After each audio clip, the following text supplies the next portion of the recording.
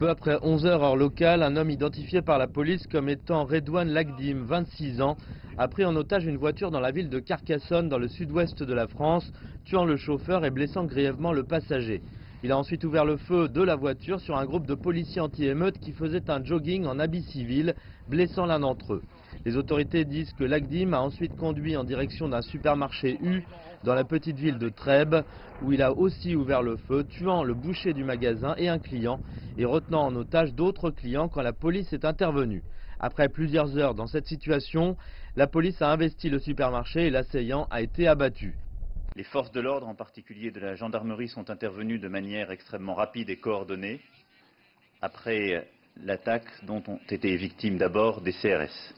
Lagdim était connu comme étant un petit criminel qui avait été libéré de prison il y a 18 mois, selon les médias français. Il l'a sans doute interpellé pour la libération de prisonniers. On va dire que c'était plutôt un petit délinquant qui à un moment donné est passé à l'acte. Il était connu pour possession de stupéfiants.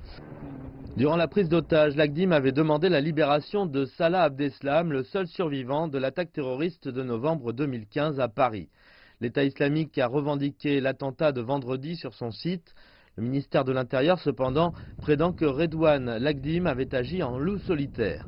Les dernières attaques en France ont été perpétrées par des personnes sans lien apparent avec l'islam radical, mais se lançant dans une entreprise criminelle en son nom de manière soudaine.